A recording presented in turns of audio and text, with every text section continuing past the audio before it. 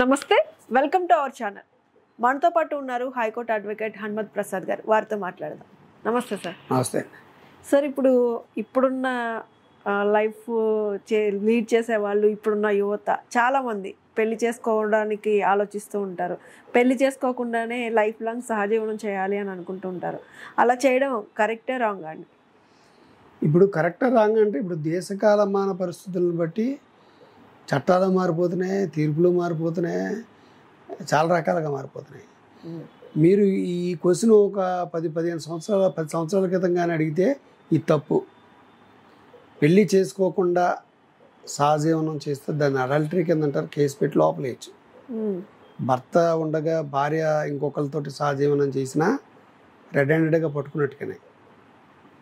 మనకి గతంలో పోలీసులు రైడింగ్లు చేసేవారు, ఎక్కడైనా ఉందా అనేసి, ఎవరైనా ఉన్నారా ఇవే అనేసి పట్టుకునేవారు. ఇప్పుడు అవి ఏమి లేవు. ఇప్పుడు కాలమాన పరిస్థితుల దృష్ట్యా మారిపోయాయి అన్నీ. చట్టాల్లో కూడా కొన్ని సెక్షన్లు తీశారు. ఇప్పుడు పెళ్ళి అయింది, భార్యాభర్తలు కలిసి ఉన్నారు. ఇప్పుడు సహజంగా ఏంటంటే 100కి 90 మందికి మనస్పర్ధలు వచ్చి విడిపోతున్నారు. కోర్టులు అవి కూడా పరిగణలో తీసుకుని ప్రతి ఓడి మీద కేసులు పెట్టుకుంటూ పోతే ఏమవుతుంది? ఏ కారణాల చేత విడిపోతున్నారు? ఏంటంటే స్త్రీలు ఉద్యోగం చేస్తున్నారు, మగవాళ్ళు జాబ్ చేస్తున్నారు. ఈ జాబ్ చేయడం వల్ల ఒకరికొకరు ఈగోస్ పడిపోతున్నాయి. ఎవరి మాటని ఎవరు పట్టించుకోవట్లేదు. ఇక్కడ ఏంటంటే ఈగో ఫీలింగ్ వల్ల ఏంటంటే నన్ను నెగ్లెక్ట్ చేస్తుందేమో నా భార్య, లేకపోతే నన్ను నెగ్లెక్ట్ చేస్తున్నాడు, తనకి ఎవరితోన్నా సంబంధం ఉందా, తినకి ఎవరితోన్నా సంబంధం ఉందా అంటే తిని నెగ్లెక్ట్ చేయడం వల్ల ఏంటంటే అతనిలో వచ్చేటువంటి ప్రధానమైన మార్పు ఏంటంటే నేను కాకుండా ఇంకెవరైనా ఉన్నారా, ఎవరు లేరు. ఈ అనుమానంతో వేధించడం అవి చేశారనుకోండి, ఎవడో పడట్లేదు ఈరోజు వాళ్ళు. అంటే నేనేమి చేయకుండా నన్ను ఎందుకంటున్నావు నువ్వు, నీకేమన్నా ఉంది అది కవర్ చేసుకొని కొంటున్నావు. ఇదివరకు ఎలా ఉండేదంటే ఒకటి తప్పు చేస్తే దాన్ని ఎక్కడ క్వశ్చన్ చేస్తాడని ముందుగానే అవతల మీద రివర్స్ అయిపోవడం. ఇక్కడ వీళ్ళకేంటి, వీడి తప్పు చేస్తున్నాడేమో అందువల్ల నా మీద కానీ నెట్టుతున్నాడేమో. ఇప్పుడు ఈ రోజున ఏంటంటే కామన్గా ఇదివరకు ఎక్కడో చేసేవాళ్ళు డ్రింక్ అవిను, ఇప్పుడు రోడ్ల మీద చేస్తున్నారు.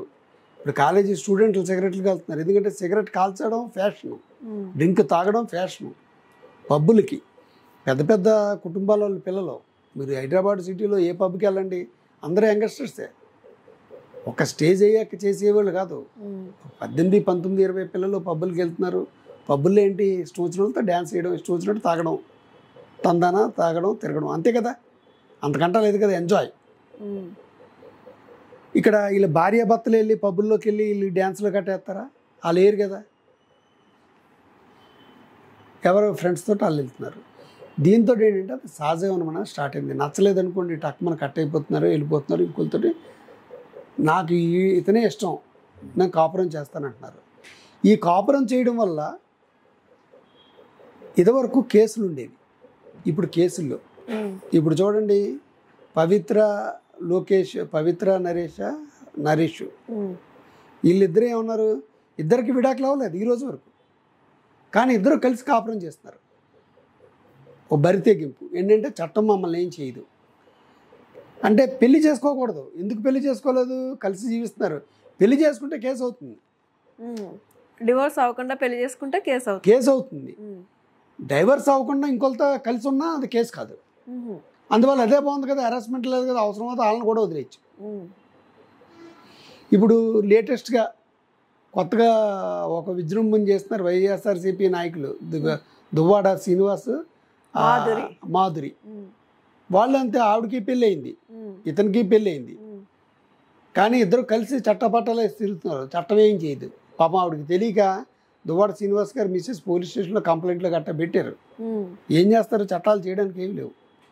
అందువల్ల సహజీవనం అనేది తప్పు కాదు అనేసి ఖుష్బూ కేసులోనే తీర్పిచ్చింది. ఇప్పుడు దానికి సంబంధించిన అడల్టరీ అనేటువంటి సెక్షన్ కూడా కోర్టు కొట్టేసింది. ఇప్పుడు కొత్తగా చట్టాలు వచ్చాయి. ఆ కొత్తగా చట్టాలు వచ్చి 6 నెలలు అయింది. 6 నెలల్లో చట్టాలు లేవు. చట్టాలు రాకముందు కూడా సుప్రీంకోర్టు ఆ కేసును కొట్టేసింది. అంటే ఏంటంటే ఓపెన్గా, మరి దాన్ని ఏమనాలో తెలీదు, ప్రోత్సహించడం అన్నాలో తెలీదు, దేశకాలమైన పరిస్థితులను బట్టి వెళ్ళడం అన్నాలో తెలీదు. అందువల్లే కదా ఓయో రూములు అని వచ్చాయి. ఇప్పుడు ఓయో రూమ్ అంటే ఏంటి? ఇప్పుడు ఇదివరకు ఏమైనా వెళ్తే ఫ్యామిలీస్ వెళ్ళేవారు, వాళ్ళ ఆధార్ కార్డులు అవి తీసుకునేవారు. లేకపోతే ఇంకో అమ్మాయిని తీసుకెళ్తే అక్కడ ఏమైనా తెలిసిన లాడ్జెస్ కానీ ఓనర్స్ కానీ ఏమైనా ఉంటే డబ్బులు కట్ట ఎక్కువ ఇచ్చి ఏదో చేసుకునేవారు, పోలీసులని మేనేజ్ చేసి. ఇన్ కేసు ఒకవేళ పోలీసులు బట్టి పడితే అందరూ ఎలా అడుగుతారు? వాళ్ళు అప్పటికప్పుడు మేము భార్యాభర్తలు అని చెప్పచ్చు. వీళ్ళిద్దరిని సెపరేట్గా తీసుకెళ్ళేవారు, అడిగేవారు. ఇప్పుడు వాళ్ళ అమ్మ పేరు ఏంటి అని అడుగుతాడు. ఇప్పుడు భార్యాభర్తలు అయితే చెప్తారు కదా, అత్త మామూల పేర్లు వీళ్ళు ఒకరికొకరు తెలుసు కదా. అక్కడ ఇతను ఒక రకంగా చెప్తాడు, ఈ అమ్మాయి ఒక రకంగా చెప్తుంది. ఏదో తీసుకొచ్చేస్తున్నారు అని చెప్పి కేసులు బుక్ చేసేవారు. ఇప్పుడు అలాంటివి ఏమి లేవు.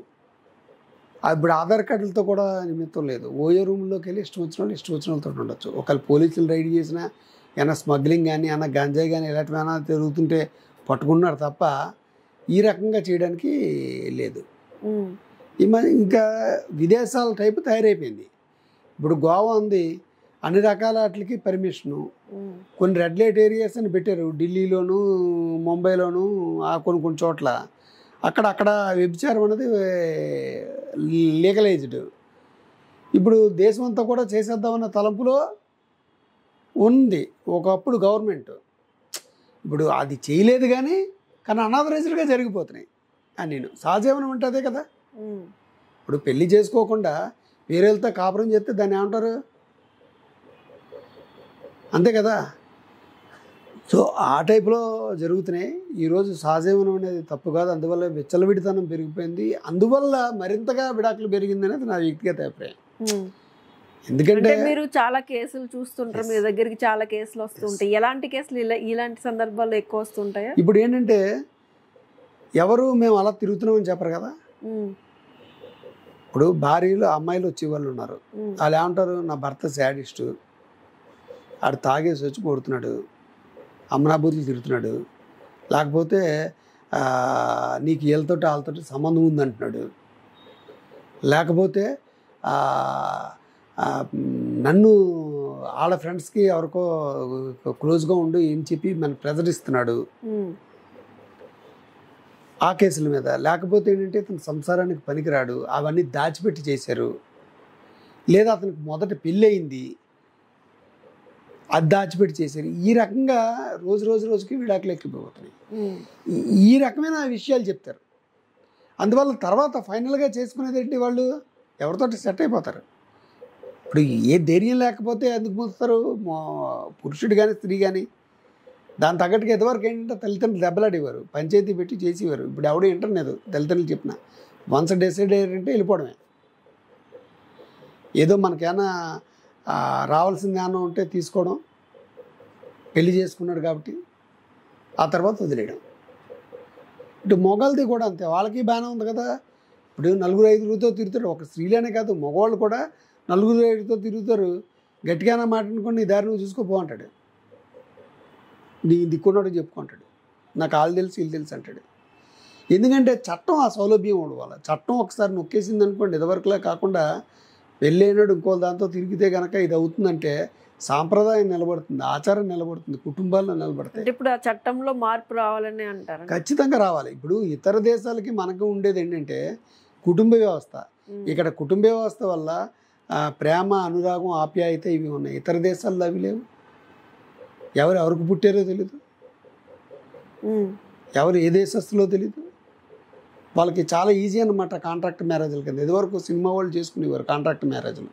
డబ్బు కోసం ఏంటంటే ఓ సంవత్సరం కలిసి ఉందాం, బాగుంటే కంటిన్యూ చేద్దాం, ఇంకో సంవత్సరం లేకపోతే లేదన్నది.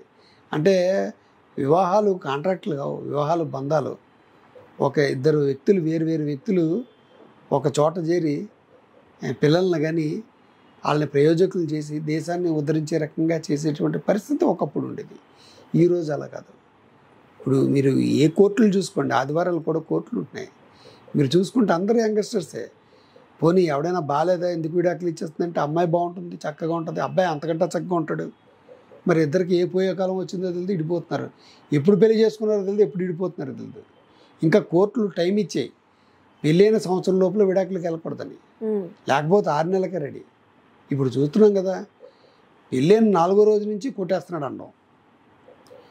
పెళ్లి చూపుల్లోనే ఓ ఆ, ఇతను పెళ్లి కొడుకు పెళ్లి కూతురు ఒకళ్ళొకరు కొట్టేసుకోవడం వీడియోలు కూడా వస్తున్నాయి కదా యూట్యూబ్లో. అంటే ఆ సంవత్సరం పాటు ఓపిక పట్టట్లేదు. కానీ కోర్టులు ఇచ్చాయి సంవత్సరం వరకు ఉండాలి, విడాకులు ఇవ్వడానికి లేదు. ఒకసారి పెళ్ళి అయ్యాక సంవత్సరం వరకు విడాకులు ఇవ్వడానికి లేదు. ఈ లోపల కొట్టుకుంటూ గడుపుతున్నారు. ఆ సంవత్సరం ఎప్పుడు అవుతుందా అని చూస్తున్నారు. సంవత్సరం అవగానే కేసులు వేస్తున్నారు. Okay, thank you so much sir.